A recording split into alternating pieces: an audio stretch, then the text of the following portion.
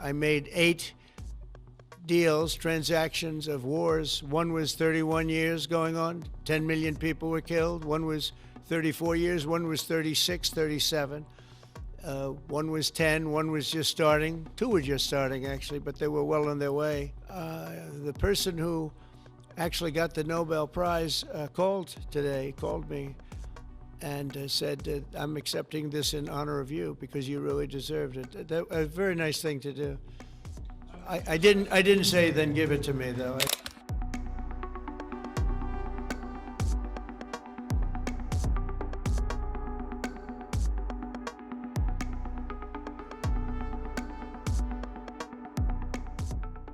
U.S. President Donald Trump has triggered fresh global controversy after writing a blunt letter to Norway's Prime Minister over not receiving the Nobel Peace Prize. In the letter, Trump said he no longer feels obligated to think purely of peace, linking the Nobel snub to his future foreign policy stance. Trump claimed he deserved the prize for stopping 8 wars and suggested the decision had altered his strategic calculations.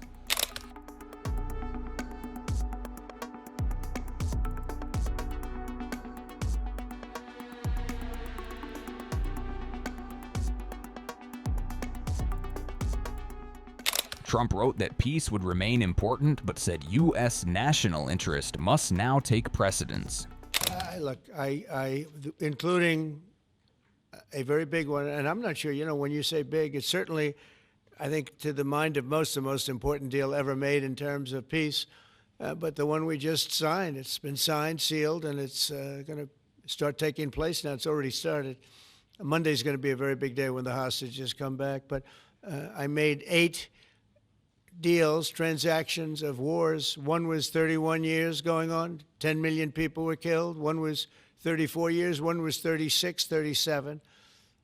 One was 10, one was just starting. 2 were just starting, actually, but they were well on their way.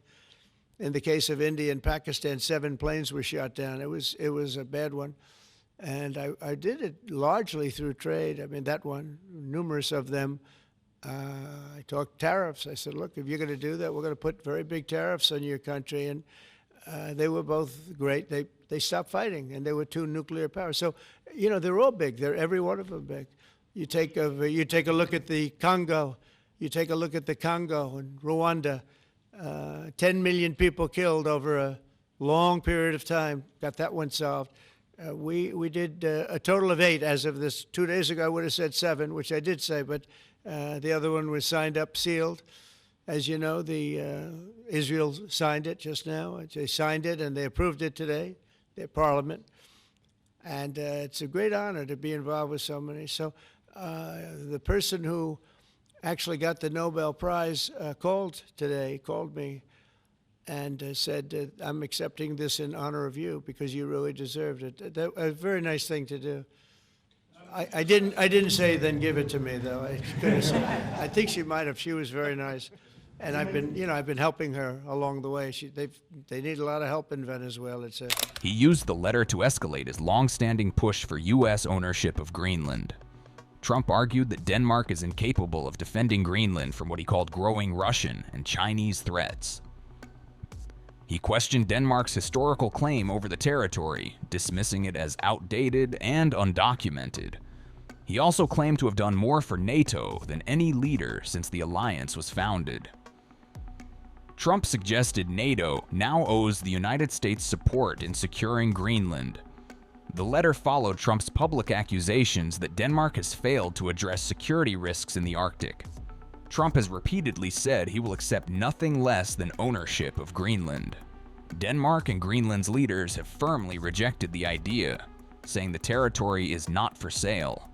They insist Greenlanders have no desire to become part of the United States. I would like to express my deepest gratitude to you for your incredible support and kindness. Words cannot fully convey just how much your help has meant to me.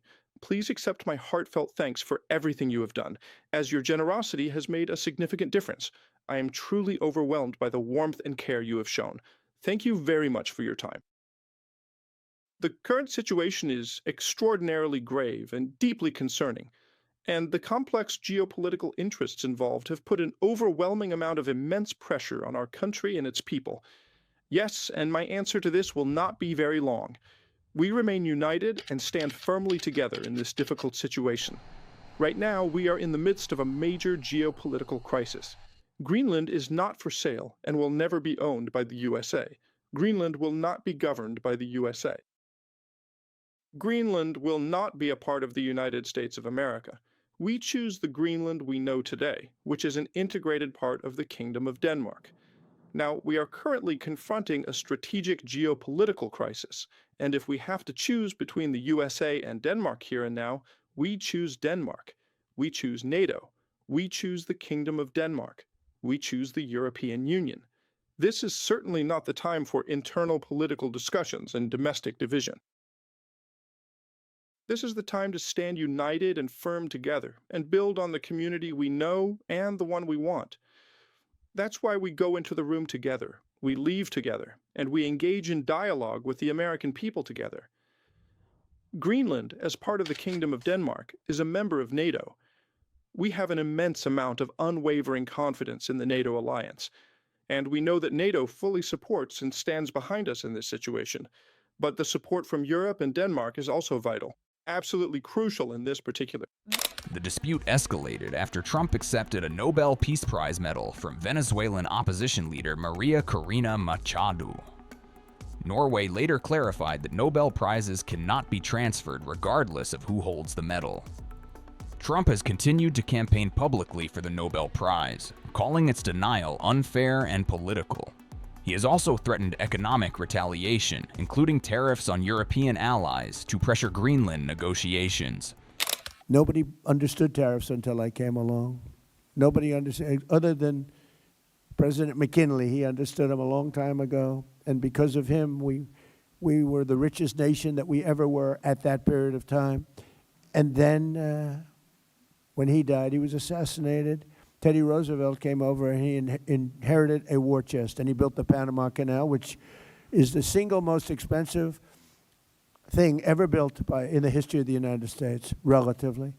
We spent what would be the equivalent of $5 trillion building the Panama Canal. It was also the most successful thing probably we've ever built, and to this day. And then Jimmy Carter gave it away for $1. This is the same theory we have on favored nations. The great Jimmy Carter, President Jimmy Carter, gave it away for $1.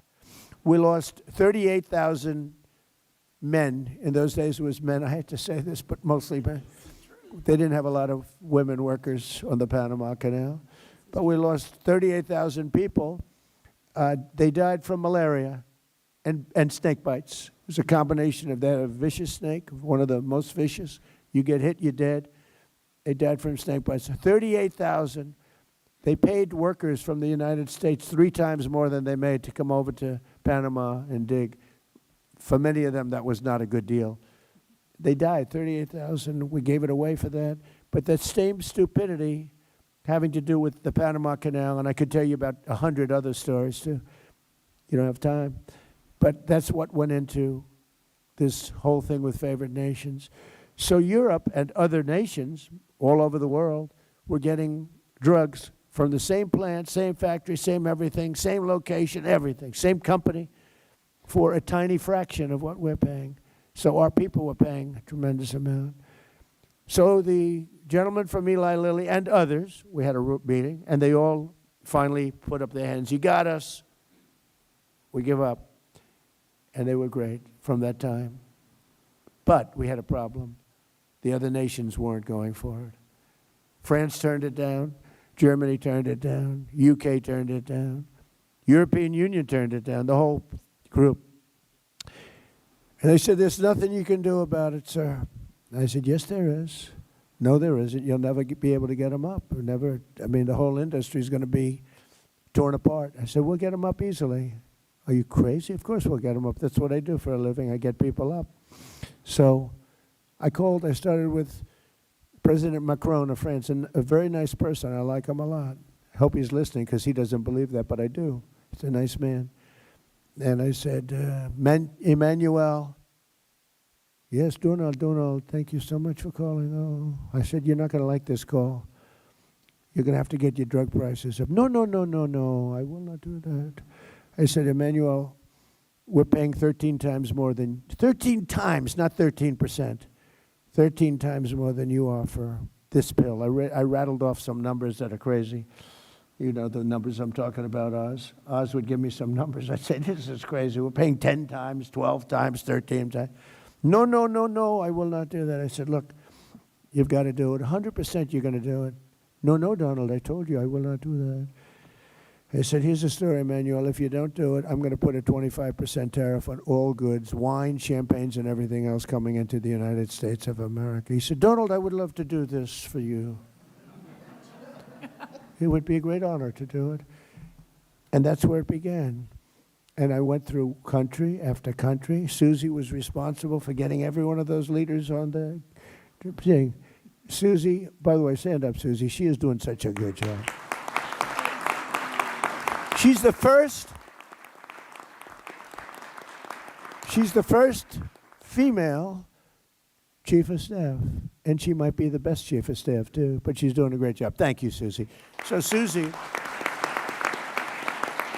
got him on, and I just went one after another. I called Germany. No, no, no, we will not do that. I said, no, we're going to put a 25% tariff, which is, by the way, about 7 times more than they would have to pay by raising their drug, like 7 times. This wasn't like a little bit more, 7 times more.